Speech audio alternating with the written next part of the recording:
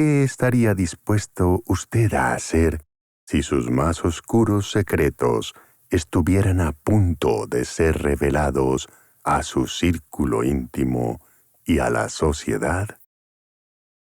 Chantaje, de Frederick Forsyth. Si a Samuel Nutkin no se le hubiera caído aquella noche la funda de las gafas entre los almohadones del asiento del vagón perteneciente al tren que hacía el recorrido de Edenbridge a Londres, nada de esto hubiera sucedido.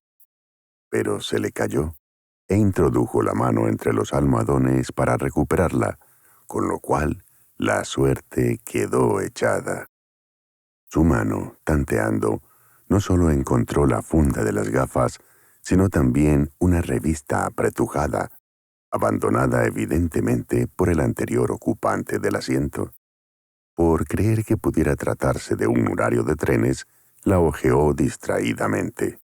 No es que él precisara de un horario de trenes, pues llevaba 25 años tomando el mismo convoy a la misma hora en la pequeña y limpia estación de transbordo de Edenbridge con destino a Charing Cross, para regresar a la misma hora desde la estación de Cannon Street hasta Kent por las tardes. Así, no necesitaba ningún tipo de horario. La suya consistía en una mera curiosidad superficial. Cuando vio la portada, el rostro de Mr. Nutkin se ruborizó y con suma rapidez volvió a esconder la revista bajo los almohadones.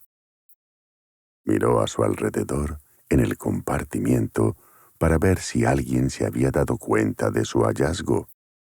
Frente a él, 2 Financial Times, un Times y un Guardian, se movían al compás de la marcha del tren, con sus propietarios invisibles parapetados detrás de la sección local. A su izquierda, el viejo Fogarty cabeceaba encima del crucigrama y a su derecha, a través de la ventana, vio pasar como un relámpago la estación sin parada de Heather Green. Samuel Nutkin respiró aliviado. La revista era pequeña y tenía una brillante cubierta. En la parte superior, de un lado a otro, destacaban las palabras New Circle, evidentemente el título de la publicación, y al pie de la misma, la frase solteros, parejas, grupos, la revista de contactos para los despiertos sexualmente. Entre ambas líneas de letra impresa, el centro de la página estaba ocupado por la fotografía de una dama de armoniosas proporciones, con un busto prominente que en lugar de rostro mostraba un cuadro en blanco en el que podía leerse: Anunciante H. 331. Nunca antes había visto el señor Nutkin una revista de esta clase, pero pensó en las implicaciones de tal hallazgo durante todo el trayecto hasta Charing Cross. Cuando se abrieron las puertas del tren para depositar su carga de pasajeros en el torbellino del andén 6, Samuel Nutkin se entretuvo antes de bajar del vagón, rebuscando en la cartera, trajinando con el paraguas y el sombrero hongo, hasta lograr quedarse el último en el compartimiento.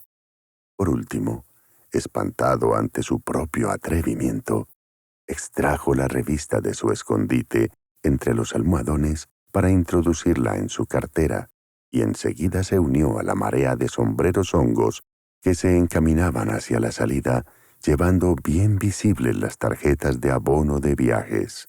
Fue un desagradable trayecto el que tuvo que recorrer desde el tren hasta el metro, viaje hasta la estación Mansion House, subir las escaleras mecánicas hasta Great Trinity Lane y luego a todo lo largo de Cannon Street hasta llegar al edificio propiedad de la compañía de seguros, donde trabajaba como contable.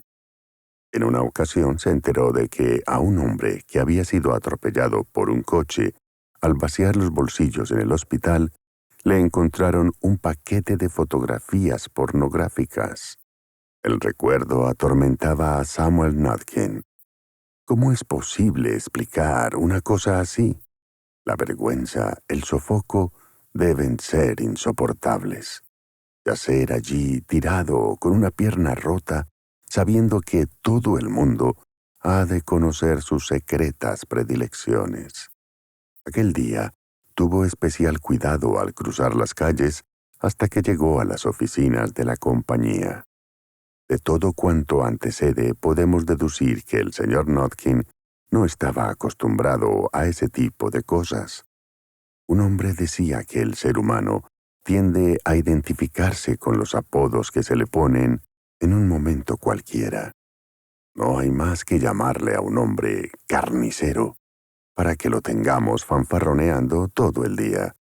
Y si se te ocurre llamarle asesino, lo verás deambular con los ojos semicerrados y tratando de hablar como Bogart. Los hombres graciosos tienen que ir siempre contando chistes y haciendo reír hasta que caen muertos a causa de la tensión creada. Samuel Notkin tan solo tenía 10 años cuando un muchacho de la escuela que había leído las narraciones de Beatrice Potter le llamó Ardilla para quedar definitivamente marcado. Había trabajado en Londres desde que a los 25 años de edad fue licenciado del ejército con el grado de cabo al acabar la guerra.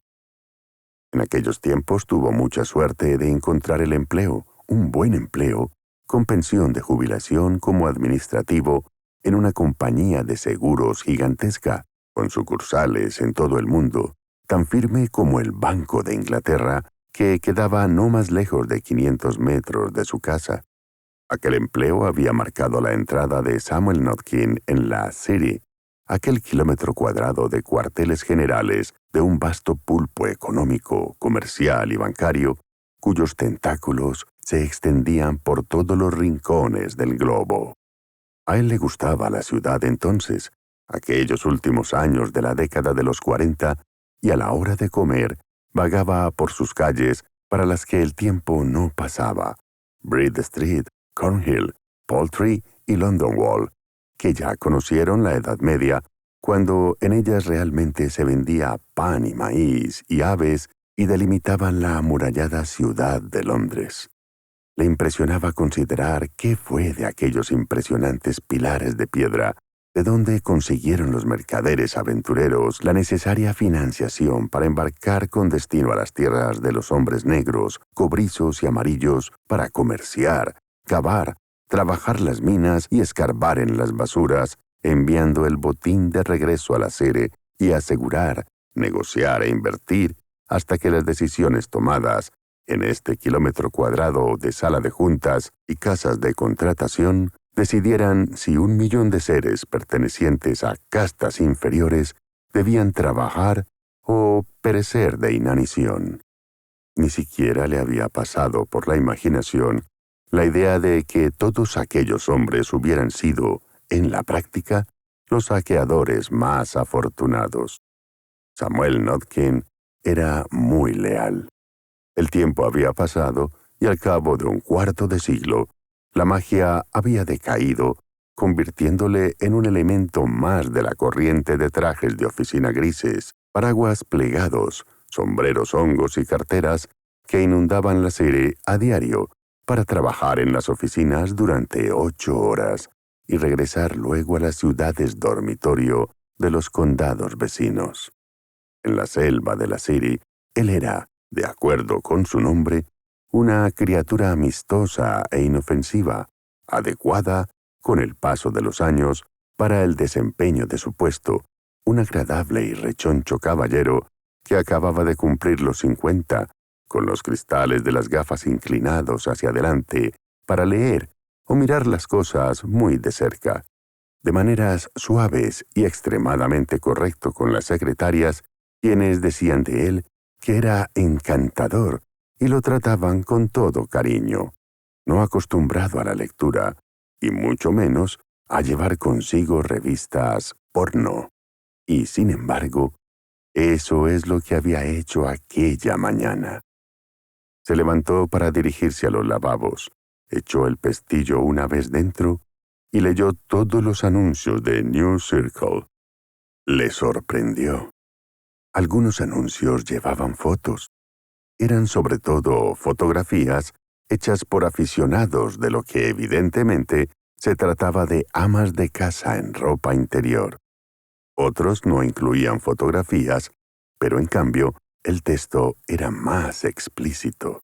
En algunos casos ofrecían servicios que carecían de sentido, al menos para Samuel Notkin, pero en su mayor parte lo entendía casi todo, y en general los anuncios expresaban la confianza de llegar a conocer caballeros profesionales de reconocida generosidad.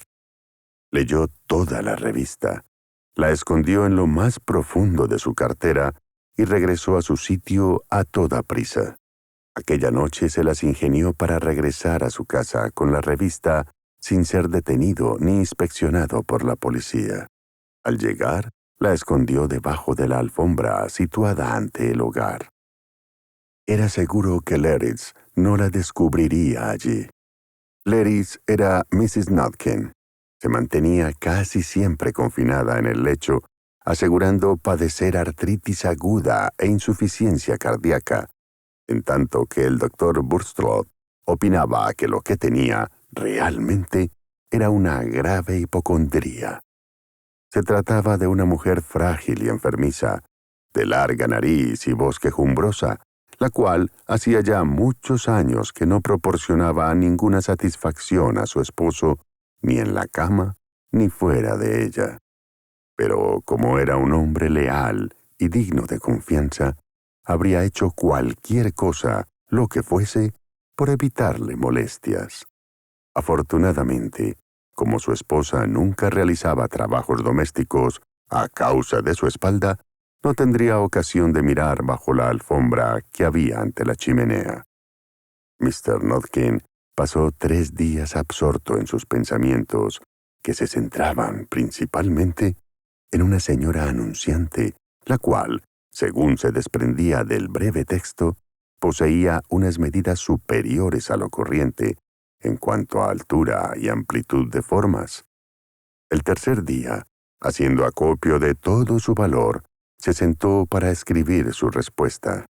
Lo hizo en una hoja de papel sin membrete, y el contenido fue conciso y directo. Decía: «Muy señora mía», y proseguía explicando que la había visto y que le gustaría conocerla.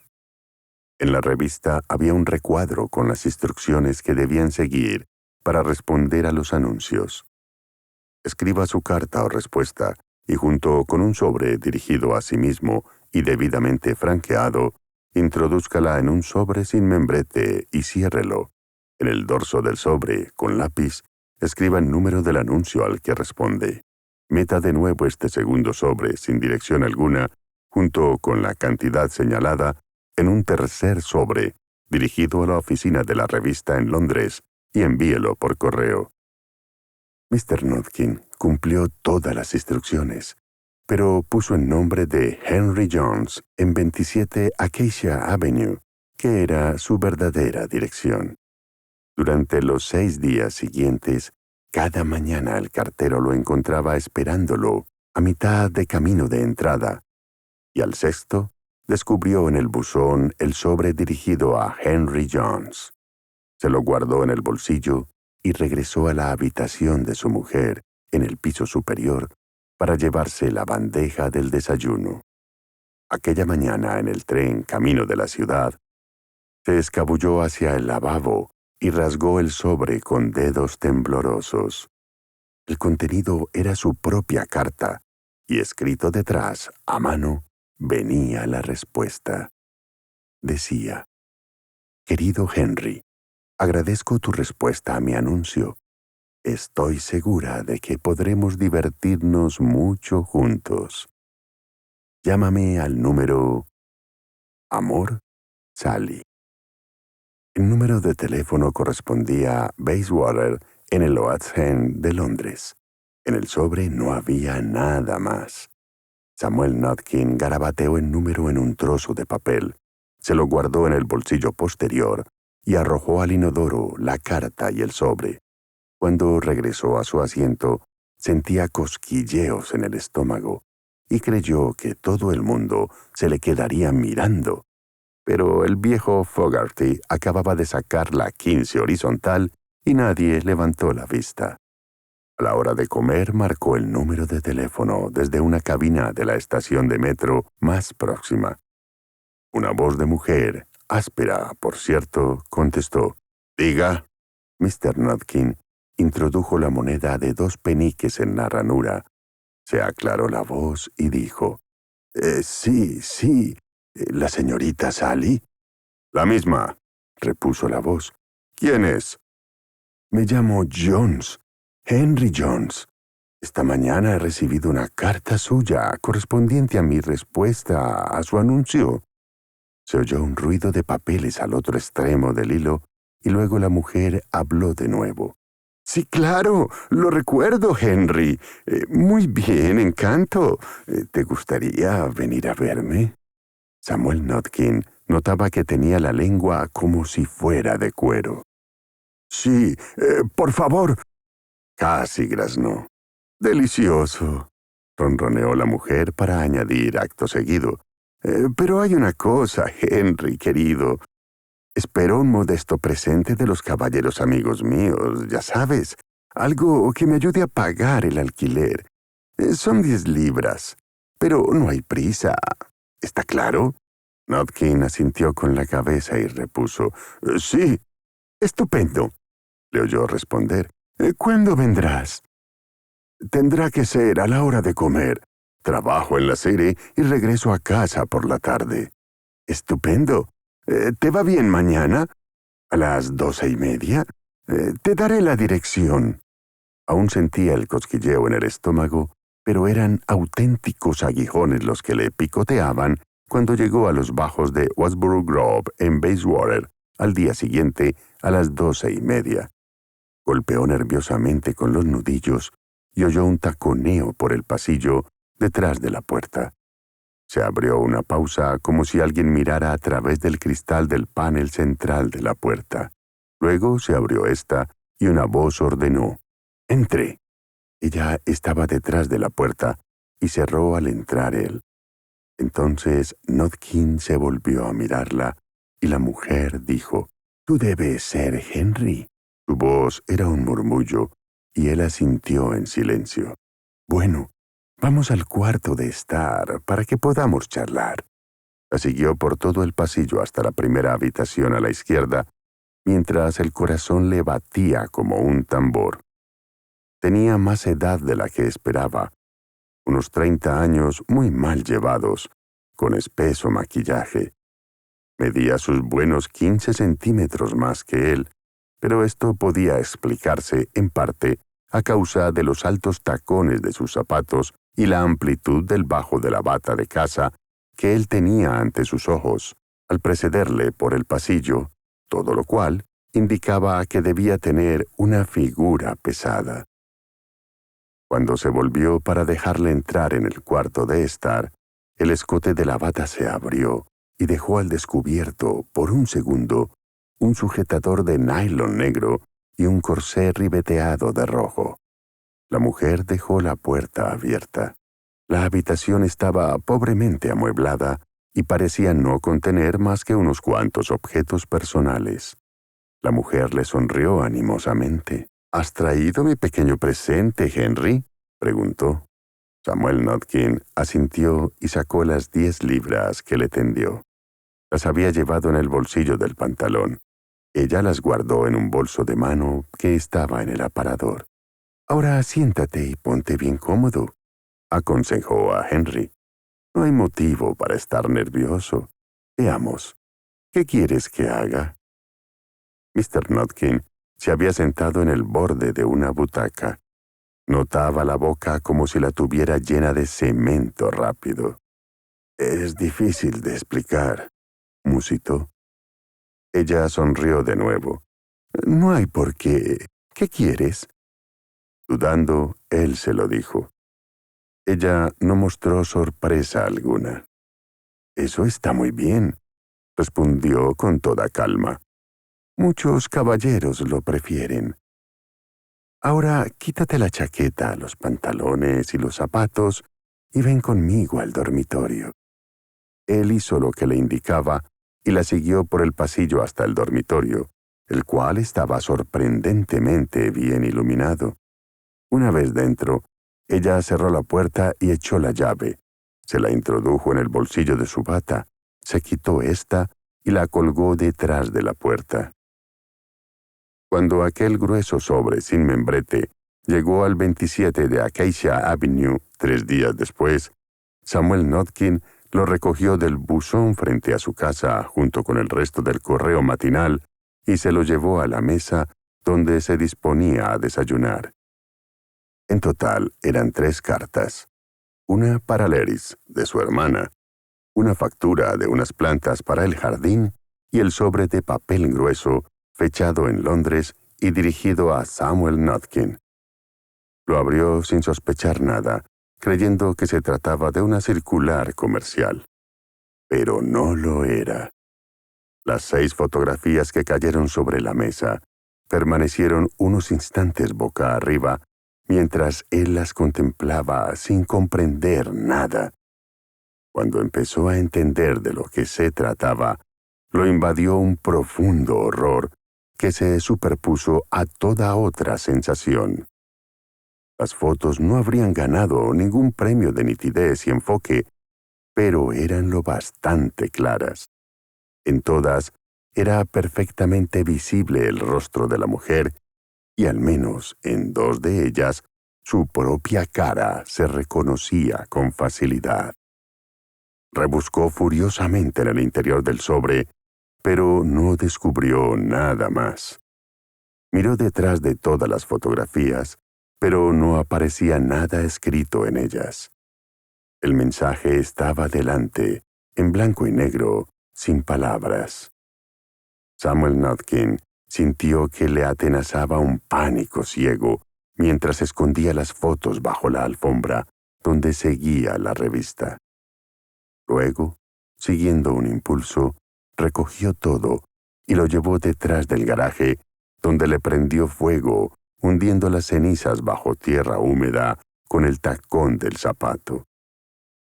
Al entrar en casa pensó en no ir a la oficina, pretextando sentirse indispuesto, pero luego comprendió que aquello despertaría sospechas en Laris porque estaba perfectamente bien. Le quedaba el tiempo justo para subirle su carta, retirar la bandeja del desayuno y correr para tomar el tren hacia la City. Todavía le daba vueltas la cabeza cuando miraba por la ventanilla desde su asiento del extremo, tratando de sacar las conclusiones precisas del shock sufrido aquella mañana. Le llevó hasta New Cross al descubrirlo. «¡La americana!», murmuró, con la respiración entrecortada. «Americana y cartera». El viejo Fogarty, que estudiaba el 7 vertical, sacudió la cabeza diciendo, «No, demasiadas letras». Samuel Notkin contemplaba entristecido los suburbios del sudeste de Londres que pasaban velozmente ante la ventanilla. Lo que ocurría es que él no estaba acostumbrado a tales cosas. Sencillamente, un frío horror le atenazaba el estómago y aquella mañana se sentía tan incapaz de trabajar como de volar. A la hora de comer, intentó comunicar con el número que Sally le diera, pero respondía una gruñona voz de hombre, quien afirmaba no haber oído nunca hablar de ninguna Sally en aquel número y que debía de haber marcado mal. Notkin probó de nuevo, esta vez a través de operadora, pero el número era correcto y le respondió el mismo hombre. Trató de conseguir la dirección a través de información, pero no figuraba en el listín, por lo que se requería una orden judicial para informar del nombre y dirección del abonado. Tomó un taxi que lo llevó directamente hasta el piso bajo de Bayswater, pero estaba cerrado a cal y canto con un letrero de «Se alquila», sujeto a los barrotes de la reja situada a nivel de la calle. A media tarde, Mr. Notkin había llegado a la conclusión de que, aunque acudiera a la policía, no le iba a servir de gran cosa. Casi con toda seguridad, la revista habría enviado las respuestas al anuncio a una dirección determinada. la cual resultaría ser, sin dudarlo, un piso desalquilado, cuyo arrendatario habría desaparecido sin dejar rastro. Con toda probabilidad, los bajos de Bayswater habrían sido alquilados por una semana con un nombre falso y ya estarían libres. El número de teléfono pertenecía, sin duda, a un hombre que aseguraría haber estado de viaje durante todo el mes anterior y que, a su regreso, se había encontrado forzado el cierre de la puerta.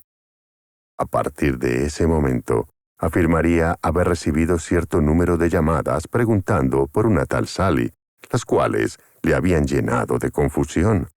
Al día siguiente, también él habría desaparecido.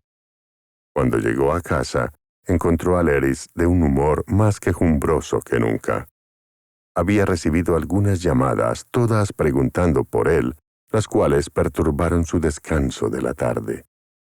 La cuarta llamada se registró justamente después de las 8. Samuel Notkin dio un salto al levantarse de la butaca, dejó a Leris viendo la televisión y se encaminó al teléfono. La voz era masculina. ¿Sería la del hombre con quien habló a la hora de comer? Era imposible determinarlo. Parecía una voz ahogada, como si el auricular estuviera tapado con un pañuelo. ¿Mr. Notkin? Sí. ¿Mr. Samuel Notkin? Sí. ¿O debo llamarle Henry Jones? A Samuel Notkin le dio un vuelco el corazón. ¿Quién es?, inquirió. Le he hecho una pregunta, amigo. ¿Recibió las fotos? Sí. Las ha visto bien, ¿verdad? Samuel Notkin tragó saliva con dificultad ante el horror del recuerdo. Sí, está bien. Has sido un chico muy travieso, ¿sabes? De veras que no sé cómo evitar el envío de un juego igual a tu jefe. Oh, sí, claro que sé todo lo referente a tu oficina. Y en nombre del gerente. Además, puedo enviar otro juego a Mrs. Notkin o a la secretaria del club de tenis. Es que llevas tantas cosas en la cartera, Mr. Notkin. Oiga, por favor, no haga eso, estalló Mr. Notkin, pero aquella voz cortó sus protestas. No seguiré mucho tiempo con esta conversación. No te molestes en ir a la policía. Ni siquiera sabrías por dónde empezar a buscarme. Así que mantén la cabeza serena, amigo, y podrás conseguir que te envíe todo el lote, negativos incluidos. ¿A qué hora sales por las mañanas? A las 8:20. Te llamaré de nuevo mañana a las 8. Que descanses. El teléfono fue colgado al otro extremo de la línea, pero no descansó. Pasó una noche espantosa. Cuando Leris se retiró al dormitorio, se excusó diciendo que iba a atizar el fuego y se dedicó a examinar el contenido de su cartera. Abono de viajes del ferrocarril, talonario, tarjeta del club de tenis, 2 cartas dirigidas a su nombre, 2 fotografías de Leris y de él, carnet de conducir, tarjeta de socio del club recreativo de la compañía de seguros, lo cual era más que suficiente para identificarlo a él y su lugar de trabajo. Bajo la media luz de un farol de alumbramiento público de la Acacia Avenue y que se reflejaba a través de las cortinas en el rostro desaprobador de Leris, quien descansaba en la otra cama gemela, había insistido siempre en lo de las 2 camas. Trató de imaginarla abriendo un grueso sobre que llegara dirigido a ella en el segundo reparto del día, cuando él se encontraba en la oficina. Procuró componer la imagen de Mr. Murgatroyd, instalado en su despacho de director en el momento de recibir el mismo juego de fotografías, o del comité del club de tenis reunido en sesión especial para reconsiderar la situación de Mr. Notkin como miembro, mientras examinaban, de uno en uno, las dichosas fotos. Pero no pudo. Superaba su capacidad de imaginación. Sin embargo, había algo de lo que estaba seguro. El golpe sería tan terrible para Leris que sin duda la mataría. Sencillamente la mataría. y eso él no podía permitirlo en modo alguno. Antes de caer en un penoso cabeceo, cuando estaba a punto de amanecer, se dijo por enésima vez que no estaba acostumbrado a una cosa así. La llamada telefónica se produjo a las 8 en punto, exactamente. Samuel Notkin esperaba en la entrada, vestido, como siempre, con su traje gris, camisa y cuello blancos, sombrero hongo, paraguas plegado y cartera, dispuesto a emprender el puntual trote hacia la estación. —¿Lo has pensado ya? —inquirió la desconocida voz. Sí —repuso Samuel Notkin con voz trémula. —¿Quieres recuperar esos negativos? Sí, por favor. Entonces lamento decirte que habrás de comprarlos, amigo. Lo justo para cubrir gastos y quizá darte una pequeña lección. Mr. Notkin tragó saliva repetidas veces. No soy rico —suplicó—. ¿Cuánto quieres? 500 libras, respondió el hombre sin asomo de titubeo. Samuel Notkin se sintió anonadado. —No tengo tanto dinero —protestó. —Bueno, pues búscalo —replicó el otro con sorna—. Puedes obtener un préstamo con la garantía de la casa, del coche, de lo que quieras. Pero consíguelo y rápido. Esta noche llamaré de nuevo a las 8. Y otra vez desapareció la voz del hilo telefónico y el auricular hizo clic en el oído de Samuel Notkin. Subió las escaleras, le dio a Leris un rápido beso en la mejilla y se fue a trabajar. Pero aquel día no tomó el tren de las 8:31 con destino a Charing Cross.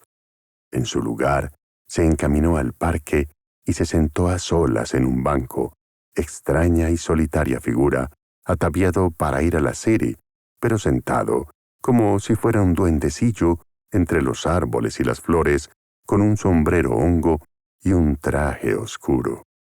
Sentía la necesidad de pensar, y no podría hacerlo sentado junto al viejo Fogarty y sus interminables crucigramas. Suponía que no le resultaría difícil conseguir 500 libras si lo intentaba, aunque provocaría algunas miradas inquisitivas en su banco.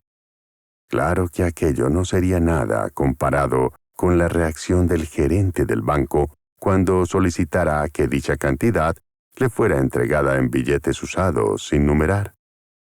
Podía decir que la necesitaba para pagar una deuda de juego, pero nadie se lo creería. Todos sabían que él no jugaba. No bebía más de un vasito de vino de vez en cuando y tampoco fumaba, excepto un puro en Navidad. Pensarían que se trataba de una mujer, dedujo, pero rechazó también la idea. Sabían que no era capaz de mantener una amante. ¿Qué hacer? ¿Qué hacer? Se preguntaba una y otra vez, dándole vueltas al asunto en el torbellino de su pensamiento. Podía acudir a la policía. Encontraría a aquellos tipos, a pesar de los nombres falsos y los pisos alquilados. Luego se celebraría un juicio y él tendría que declarar.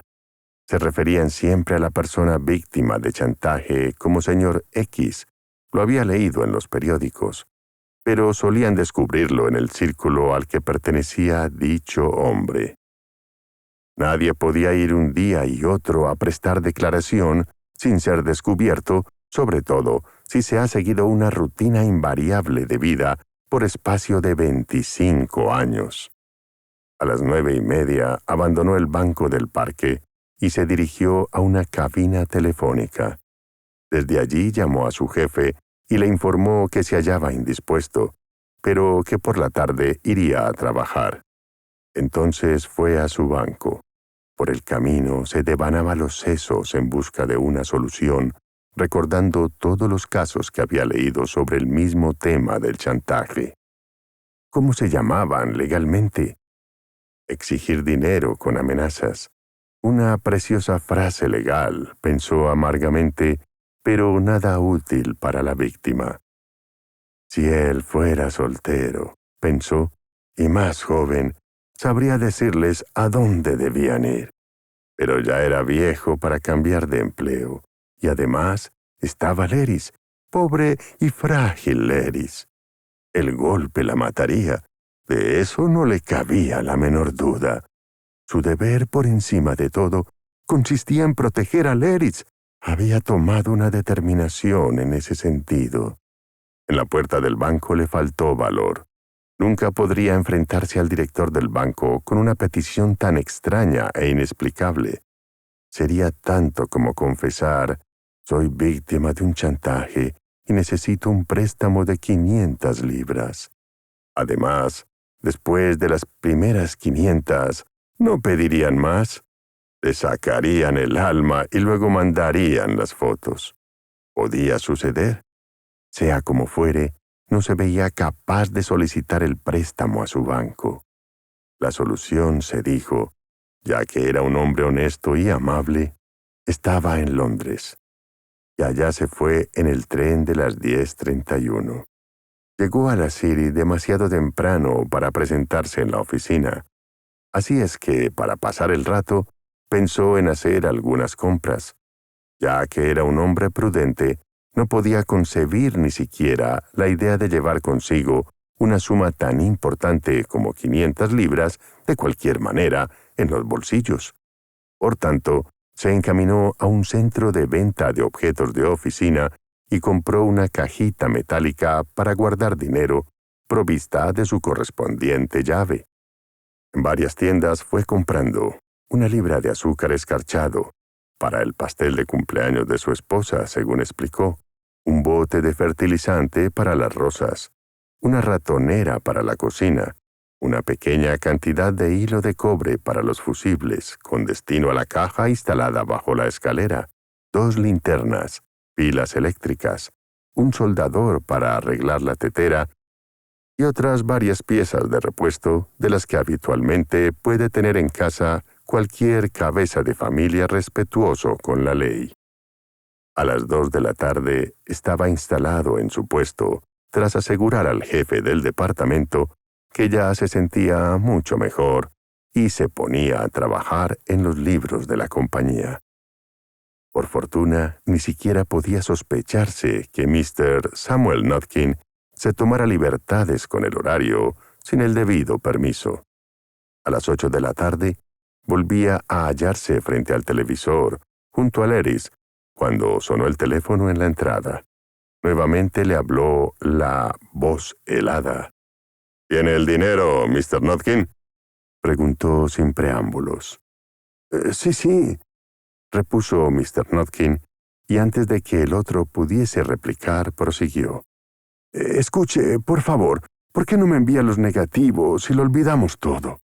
Se produjo un silencio como de sorpresa al otro extremo del hilo. —¿Ha perdido la cabeza? —inquirió al fin la voz velada. —No —respondió muy seriamente Mr. Notkin—, pero me gustaría que comprendiese las molestias que habrá de soportar si insiste en su propósito. —Está bien. Ahora escuche con atención, cabeza de chorlito —conminó la voz en tono airado—. Haga usted lo que se le ha ordenado o enviaré las fotos a su mujer y a su jefe solo por el gusto de armar camorra. Mr. Notkin suspiró profundamente. —Ya me lo temía. —Continúe —dijo—. Mañana, a la hora de comer, tome un taxi hasta Albert Bridge Road, gire hacia Battersea Park y luego camine hacia el West Drive, en dirección contraria al río. A mitad de camino, tuerza a la izquierda hacia el central. Siga caminando hasta llegar al punto medio. Allí hay 2 bancos. No suele haber nadie en esta época del año. Ponga el dinero envuelto en papel fuerte, con todo el aspecto de un paquete, bajo el primer banco. Camine luego hasta llegar al otro extremo del parque. ¿Ha entendido bien? Sí, repuso el señor Notkin. Muy bien, dijo la voz. Una última cosa. Estará usted vigilado a partir del momento en que penetre en el parque.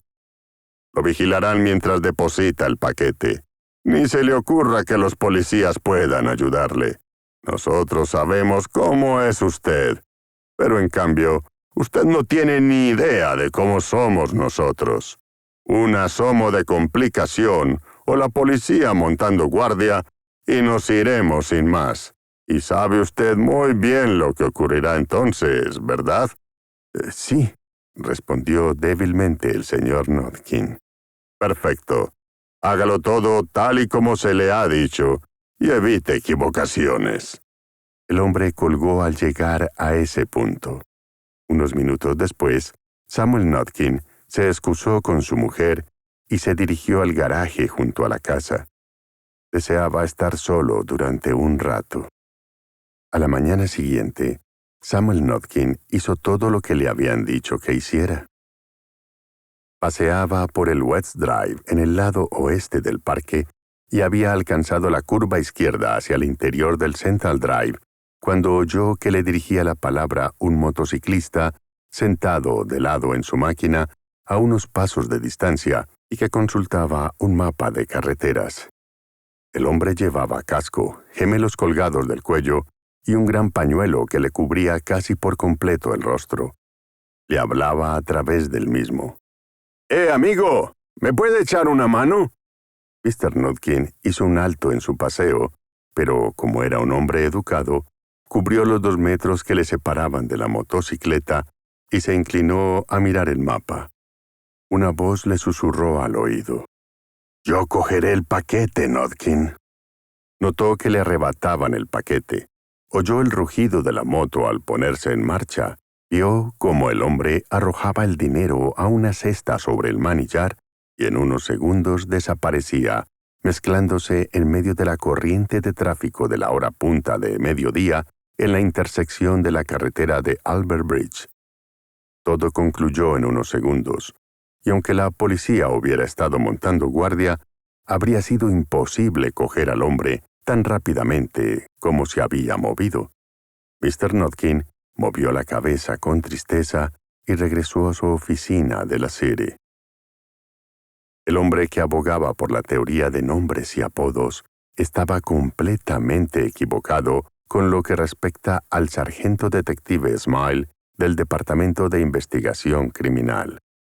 Cuando fue a ver a Mr. Notkin a la mañana siguiente, su cara larga y triste, ojos de color café, aparecían muy sombríos.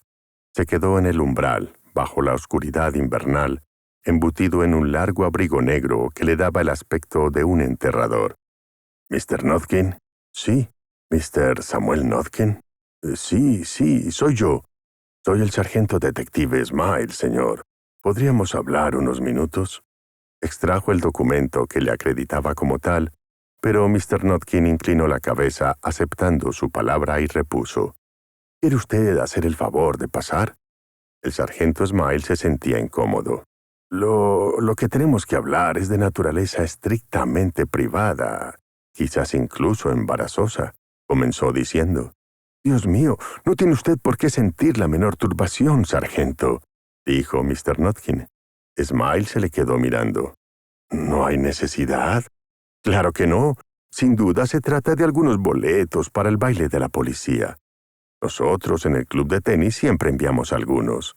Como secretario este año, siento mucho tener que decirle que no se trata del baile de la policía, señor. Smile tragó saliva con dificultad. Estoy de servicio, trabajando en una investigación. Está bien, pero de todas formas no creo que haya necesidad de sentir turbación alguna, insistió Mr. Notkin.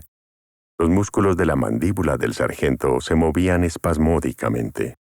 Pensaba en la turbación de usted, señor, no en la mía, explicó pacientemente el policía. ¿Está en casa su esposa? Sí, bueno, pero está en cama. Se retira pronto. La salud, ya sabe. Como en respuesta a su afirmación, una voz petulante llegó desde el interior del piso superior. ¿Quién es, Samuel? Un caballero que pertenece a la policía, querida. ¿A la policía? Bueno, no te pongas nerviosa, querida, repuso Samuel Notkin. Se trata simplemente del próximo campeonato de tenis que se celebrará en el club de la policía. El sargento Smile asintió aprobatoriamente con expresión ceñuda, ante el subterfugio empleado y siguió a Mr. Notkin hacia el interior de la sala de estar. «Bien, ahora quizá pueda usted decirme de qué se trata y por qué debería sentirme azorado», declaró el dueño de la casa al cerrar la puerta. «Hace unos días», comenzó a explicar el sargento Smile, «mis colegas de la Policía Metropolitana tuvieron la ocasión de visitar un piso del West End en Londres. Al efectuar la investigación, hallaron una serie de sobres en un cajón cerrado con llave». Samuel Notkin lo miraba con escaso interés. Cada uno de esos sobres, unos 30 en total, contenía una postal en la que se había escrito el nombre de un caballero, todos distintos, junto con direcciones particulares, y en algunos casos, también las direcciones de trabajo. Los sobres contenían asimismo una docena de negativos fotográficos, y en todos los casos se comprobó que se trataba de fotografías de hombres, por lo general de edad madura, en lo que solo podría describirse como situación extremadamente comprometedora con una mujer. Samuel Notkin estaba pálido y se humedecía los labios con nerviosismo. Smile le miró con desaprobación. «En todos los casos», prosiguió, «la mujer de las fotografías era la misma, una persona conocida por la policía como prostituta declarada. Hemos dejado establecido que esta mujer, en compañía de alguien más, era uno de los ocupantes del piso visitado por la Policía Metropolitana. El hombre que intervenía en el caso era el otro ocupante. ¿Me sigue usted?» Samuel Notkin hundió la cabeza entre las manos, sumido en la vergüenza. Contempló la alfombra con ojos extraviados. Por último, suspiró profundamente. «¡Oh, Dios mío!», exclamó. «¡Fotografías! Alguien debió de cogerlas. ¡Oh, qué vergüenza! Le juro, sargento, que no tenía la menor idea de que fuera ilegal». El sargento Smile parpadeó rápidamente y declaró: «Mr. Notkin, permítame aclararle algo. Sea lo que fuere lo que haya hecho usted, no es ilegal. Su vida privada es cosa enteramente suya, por lo que a la policía se refiere, en tanto no quebrante las leyes. Y visitar a una prostituta no quebranta la ley». «Pero entonces, no comprendo», tembló Notkin. «Usted dijo que estaba practicando unas investigaciones». «Pero no acerca de su vida privada, señor Notkin», repuso Smile con firmeza. «¿Me permite continuar?» «Gracias.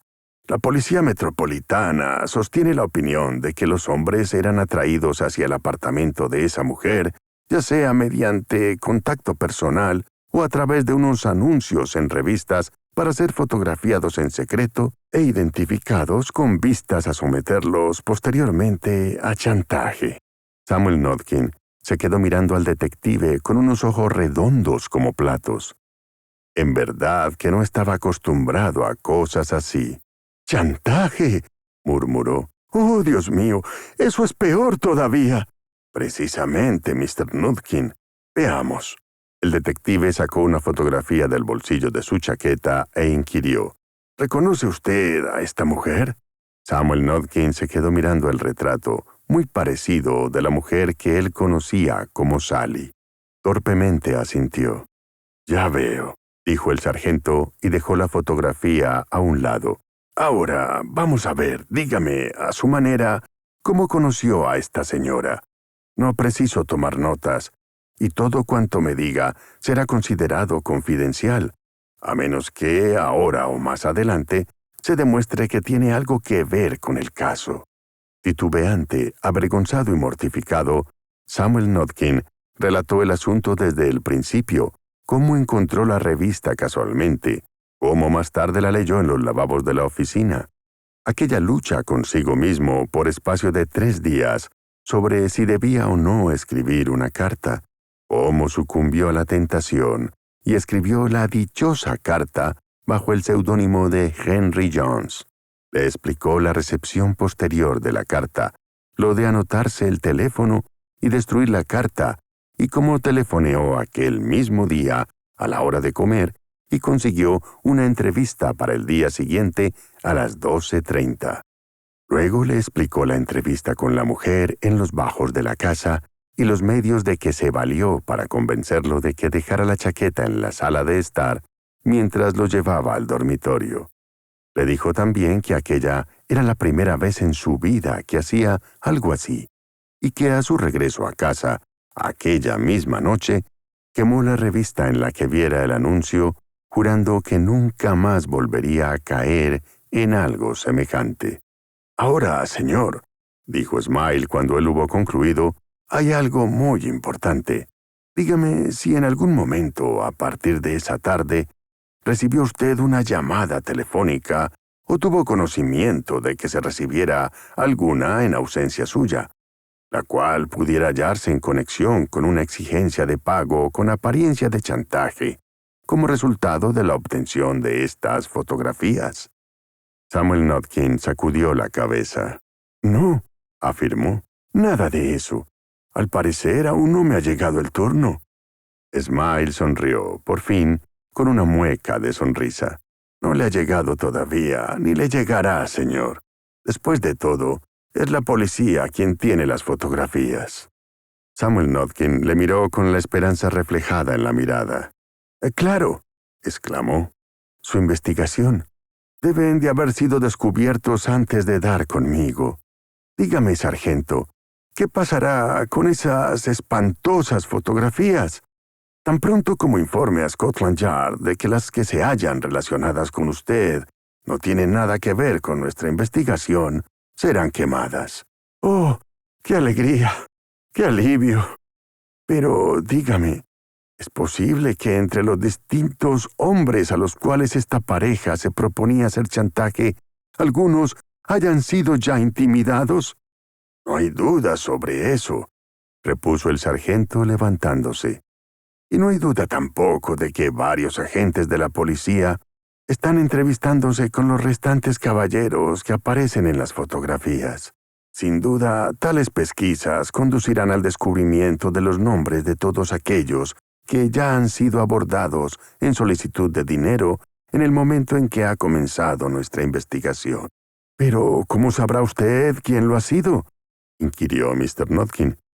«Después de todo, un hombre puede haber sido requerido, haber pagado y estar demasiado asustado para comunicarlo a la policía».